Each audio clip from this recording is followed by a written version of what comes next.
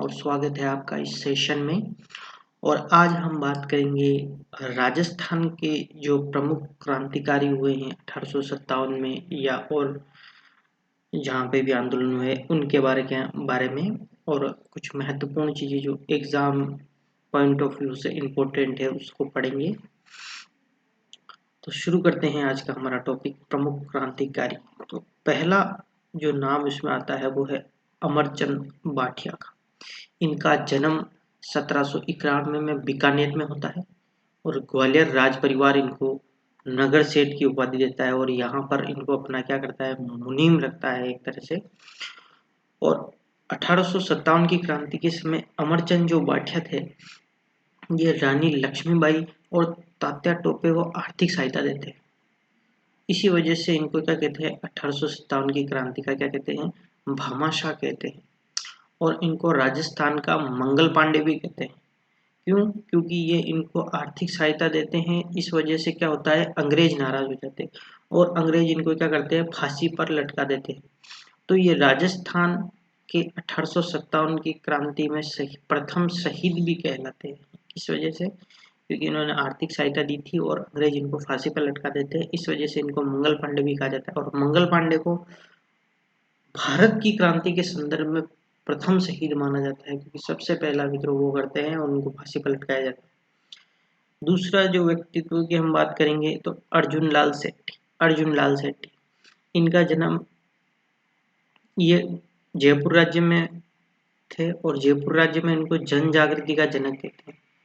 और इन्होंने कहा था कि अगर अर्जुन लाल सेठी अंग्रेजों की नौकरी करेगा तो अंग्रेजों को भारत से बाहर को निकालेगा। 1905 में इन्होंने जयपुर में जैन शिक्षा प्रचारक समिति की स्थापना की और 1907 में इन्होंने अजमेर में जैन शिक्षा सोसाइटी नामक का एक विद्यालय खोला था जिसके अंदर बाद में क्या करते थे, ये आंदोलनकारियों को ट्रेन करते थे। तीसरा व्यक्तित्व इसमें सामने आता है हीरालाल शास्त्री और इनका जन्म होता है 24 नवंबर 1899 को जोबनेर में और ये जोबनेर है जयपुर के अंदर।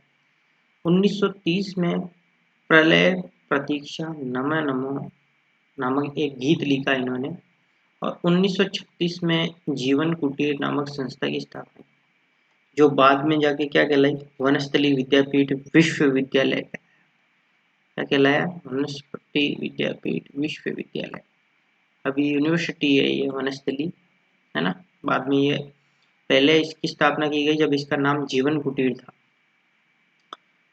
1942 के अंदर भारत छोड़ो आंदोलन होता है और शास्त्री जी और जयपुर राज्य के मध्य क्या होता है, जेंटलमैन्स एग्रीमेंट, जिसके अंदर कुछ शर्तें होती है। जिसमें एक बात ये होती है कि 1942 के भारत छोड़ो आंदोलन में क्या है, जयपुर रियासत क्या होगी, शामिल नहीं होगी। 30 मार्च 1949 को शास्त्री जी राजस्थान के प्रथम मनोनीत मुख्यमंत्री बने, बहुत इंपॉर्टेंट। और इनको शपथ कौन दिलाता है, जयपुर के राज प्रमुख सवाई मानसिंह सेकंड इनको शपथ दिलाते हैं। और इनकी ऑटोबायोग्राफी यानी आत्मकथा जो इन्होंने खुद लिखी उसका नाम था प्रत्यक्ष जीवन शास्त्र।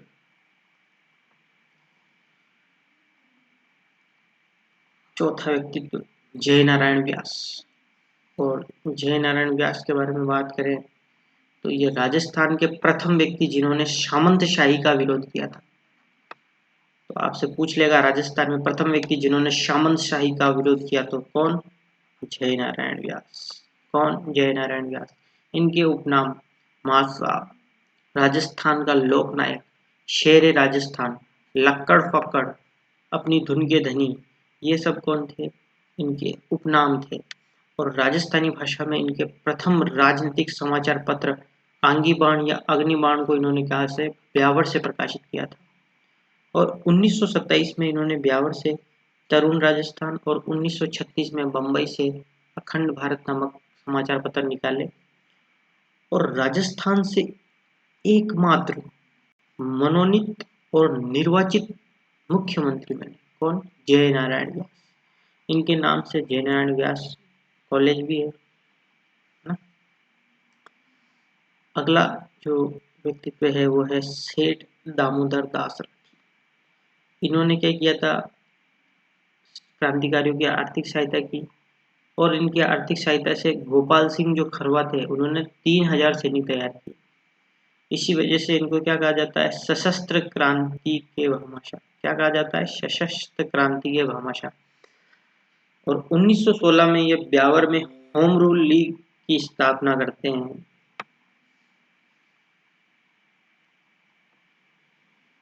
मैंने इसके अंदर मतलब जो इम्पोर्टेंट है उसी को करवा रहा हूँ मैं, बाकी व्यक्तित्व बहुत बड़ा टॉपिक हो जाए अगर मैं कर रहा हूँ तो, लगभग 60 से 70 नाम आते हैं इसके अंदर। लेकिन जो इम्पोर्टेंट है और एग्जाम ओरिएंटेड है, जो एग्जाम में पूछा जाता है, सिर्फ उसी को पढ़ेंगे। जमनालाल बजाज गांधी जी के 5वें पुत्र और गुलाम नंबर 4, ये नाम इनके थे।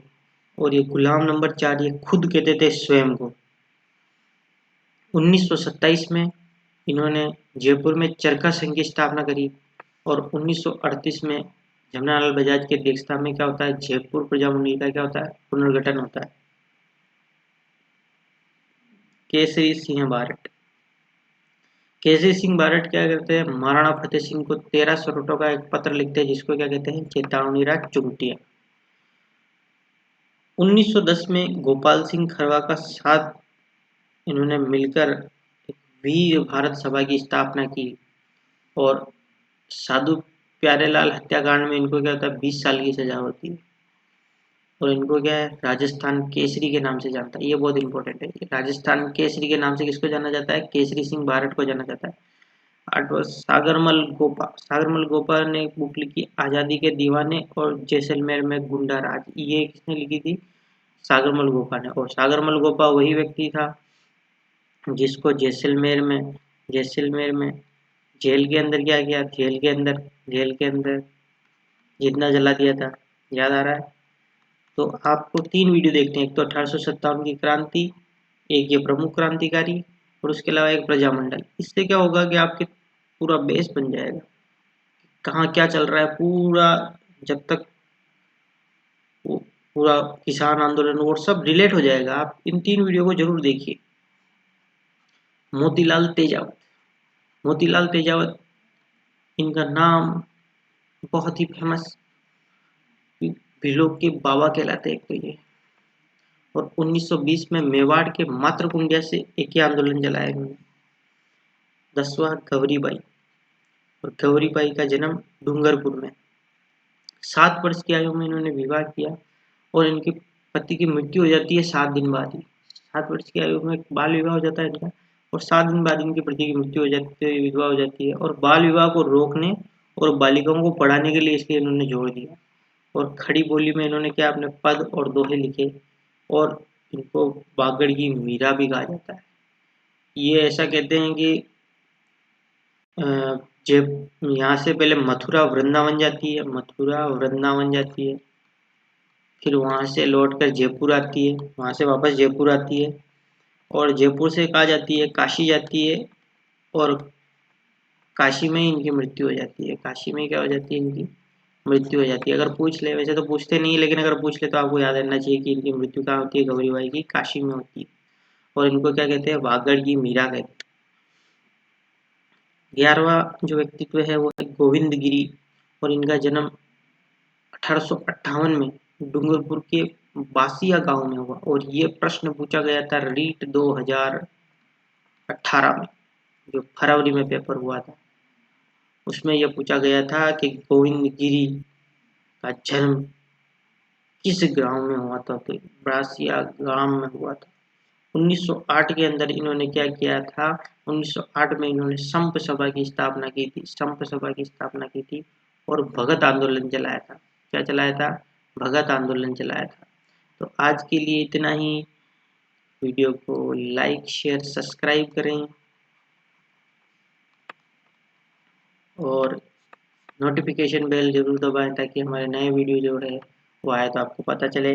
और चैनल से जुड़े रहें और सभी वीडियो को देखें ऐसा नहीं कि 1 मिनट 2 मिनट देखें, पूरा वीडियो देखें आप, क्योंकि बहुत ऑथेंटिक बुक का मैटर निकाल कर और खुद अध्ययन करके 5-5 6-6 दिन फिर एक वीडियो बनाया जाता है, ताकि आपको बेनिफिट रहे एग्जाम में। ऐसा नहीं कि खाली किताब उठाई और वीडियो बना दिया, नहीं। वीडियो लेट आएगा क्योंकि आपके लिए वो कितना बेनिफिशियल है उस पर वर्क करना बहुत ज़रूरी है। ऐसा नहीं, यूट्यूबर नहीं बनना है हमको, हमको एक अच्छा टीचर बनना है।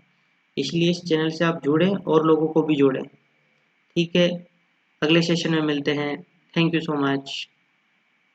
ऐसे ही जुड़े रहें।